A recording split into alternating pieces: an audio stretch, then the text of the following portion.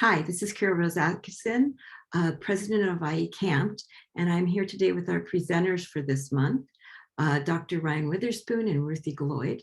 The subject matter is going to be, and I've got to read this one, Introduction to BDSM for Therapists Working Effectively with Kinky Clients. And yes, that's what I said. So we're going to learn some things today. And as therapists, we get the privilege of working with all populations. You might be working with clients like this and not even know it because they didn't identify for a while until they feel safe. I mean, that's my personal opinion. I don't know if you guys have dealt with that. But with that said, Ruthie, can you identify yourself? Yes, hi, I'm Ruthie Gloyd. I'm an MFT student. I also have my master's degree in industrial organizational psychology. And I'm interested in BDSM and kink research and advocacy, and that's what I'm doing. Okay, and Dr. Witherspoon, can you introduce yourself? Sure. I'm Dr. Ryan Witherspoon. I'm a psychologist in private practice in Pasadena. I'm also a research affiliate with the Center for Positive Sexuality here in LA. And one of my specialties is working with clients and training clinicians in non-traditional sexualities, kink being one, and relationship styles like non-monogamy. Great. The first question that comes to mind is, I just read that. What is BDSM? Come on, I don't know nothing here. So, Ruthie, you want to take that one? All right, so BDSM, so bondage, discipline. Oh my gosh, I'm nervous, so I'm like, right? Sadomasochism. Is that bondage, discipline, sadism, masochism? But there's also like Dr. Witherspoon, if you can help me here. Oh yeah, domination, submission, sadomasochism, oh man, now my internet is weird. I don't know if I'm freezing. You're freezing a little bit. So, I mean, I know what sadomasochism is, so that's a start. And I know what bondage is. Okay. And what was the D? So it's dominance. Oh, okay, that makes sense. So like the DS. So we see it like when I hear it in my head, or when I see it, it's a capital D with a slash and then like a little S, and that denotes like the relationship style as well. So it's kind of, like Dr. Witherspoon had said, is like it's a dynamic. So you have like this. An example would be like a master and a slave, or a top and a bottom would be another example. That's like the generic part of that. I like to think of it as fluidity, the sexual. It's the understanding for me is just like, yeah, there's non-binary, there's all of these different words that we use, and we all don't want to offend, and yet we don't know if we're not in your community. So we're, I have my clients teach me when I don't know, but of course I do my own work as well. Oh, geez. No, it's going okay, Dr. Witherspoon. It's fine. You're doing fine. So with that said, the thing that came to mind was that my children, had friends when they were growing up that later on turned into that, or at least identified as that when they felt safe. And it's interesting to watch kids grow up and see how they start to explore their sexuality and figure out who they think they are. Sometimes it takes a while. Well, and I think, one of the things about BDSM, kink, which really, for our purposes, they're kind of synonymous, is, and you said, like, you know what sadomasochism is, and that's great. Like, sadomasochism is really probably the same thing we're thinking about. That's kind of more of the maybe older term. Yeah.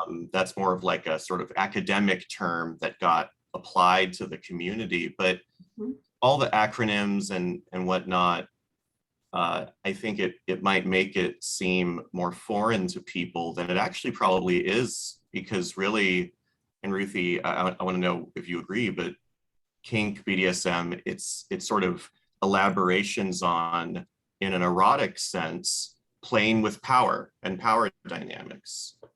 And you mentioned, you know, your kids' friends, and a lot of kinky people talk about, even from childhood, in maybe a non-sexual way, being kind of interested in sort of power. Like if they're playing with other kids, well, they want to be the ones who are, you know, the robbers and cops and robbers, and they're tied up and put in jail, and they kind of like that. And then flash forward 20 years, and they like getting tied up in a kinky sense. There you go.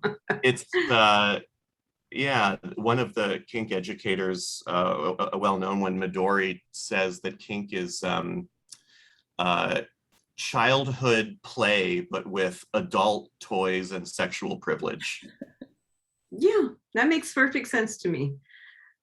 So how is this presentation going to go? I don't have the information in front of me. Well, I kind of do on my screen. You want to give us what?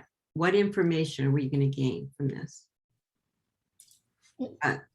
One of the things you had mentioned is that you know, we as therapists, we see clients who are kinky. I think it's like 76% of therapists have reported that a client at one point in their career has mentioned that they're kinky at, you know, in passing, or they've worked with a kinky client, but only like 33% feel competent to even work with those people. Yeah.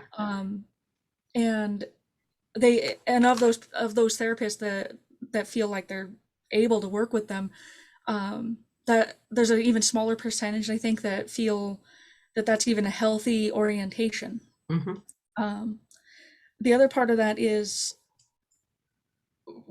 as therapists, when we rely on our clients to teach us, we're you know, and that's part of being, you know, cultural aspect, and, you know, having our clients teach us about our, you know, their culture and learning from them. You know, that's one of the cool things about being a therapist, is we get to learn so much from our clients, but also it's it's our responsibility to be able to learn that outside of this, and that's what we hope to present as well, is to give you this idea of some of the basic terms, you know, like the, you know, like bottom, top, what is BDSM, and how does that play into, like Dr. Witherspoon's going to bring in the clinical side of that, and what you might see as a therapist. So we're hoping to bring that in. Well, it's really important. I've talked to Dr. Witherspoon before. There's a big swinging population out here. And, you know, I usually know when I say, are you that? Because I just want them to know that I'm not here to judge. Might as well get that up front so that we can work with, you know, knowing all the information.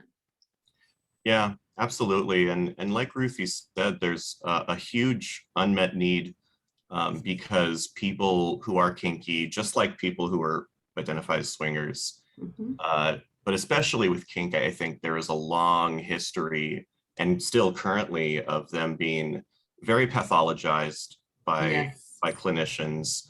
And there's, you know, who are either unfamiliar with it or who understand it through, you know, kind of antiquated viewpoints that are kind of actually misperceiving what it really is.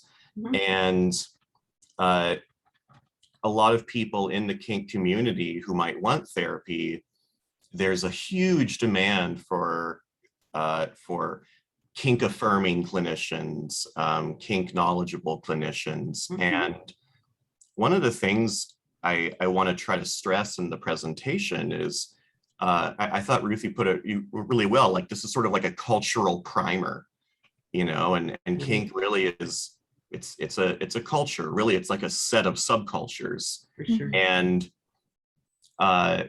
we work with culturally diverse clients of many different forms all the time. And we don't usually need to be experts in one or another of their cultural identities to be effective. Yeah. And I think with kink, that's true as well. I think the majority, maybe large majority of kinky people who are looking for a therapist really don't need a kink specialist therapist. Right. Some probably will if the issues are very specific, but really they just need a good therapist who has enough of a basic cultural framework of this, have a context for what they're saying and what they're really not saying. So we kind of want to try to provide that. Right, because what's their goal is really what is important as far as I'm concerned. So I don't care if you're purple with pink polka dots. Let's get to you to your goal. I mean, that's the thing. And you may know I do immigration work, so I'm constantly getting different cultures, but within those cultures, every family system is different. So I have to learn about every single person and their situation, as you were talking, Ruthie, about, you know, she, they, and, you know, other identifications, fluidity and binary. And, you know, I think there's 27. And they're probably adding more now. Who knows? But with that said, you know, I see you as a person. What do you need? That's all I'm thinking. Right. And I think we have to, as clinicians, and be really sensitive to, like Ruthie, you were saying, that yes, we teach our therapist about us. And of course, we're going to have to, at some level, teach them about the sort of nuances of who we are. But if we are seeing someone of a different cultural background in whatever way, and if them teaching us about their culture is becomes kind of our main source of learning, it becomes sort of a burden on them, the patient. They're paying us to teach us the basics of, say, you know, Mexican culture, or you know, Mormon culture, or whatever thing, or kink. And so what we can do, and what I think Ruthie and I want to try to help, is have clinicians be prepared to invite their clients to tell them about themselves as kinky people, but to kind of lessen that sense of burden that a kinky person might feel of, oh God, I have to, you know, explain this to this therapist who, if I don't say it right, is going to pathologize me. And they get really nervous. I mean, you know, we get nervous just talking about it, and we're in the field. And so, you know, I think we want to try to help clinicians help their clients be comfortable. Well, isn't our job to accept and be non-judgmental? That's it. So I don't care what my client presents with. I'm not here to judge. If I always tell them, if I judge you, I got to judge me, and I don't want to do that. So I don't do that. I accept people just the way they are and just ask them what their goal is. I'm really excited for this presentation. We're going to be doing this on September 24th, 9 to 11. You will, your information will be online, and share if you can. Because, you know, sometimes we get thousands of views here, and we sometimes get therapists from all over the country that come into our meetings. Yeah, they've been very well attended. I've been very impressed. Yeah, very, very well. I think the you know, just the fact that we do the videos helps, along with other marketing. But what's most important is that people are not judged and they are accepted, and we do need that knowledge so that we can do that. Definitely. So anything further either one of you want to say? Ruthie, I'm good. Okay. I just thank you for your time and for hosting our presentation. I really am grateful for that. Oh, not a problem. So with that said, have a great day, guys. And, please be safe. This is not a time that we don't want to be. And I say that because I just lost another friend from COVID. And it's just that is reality too. And, when you're dating, that all comes into play. I don't date during COVID, so I don't know, but I can only imagine, that we've got to be careful with all that too. That said, have a great day, and I will stop recording now.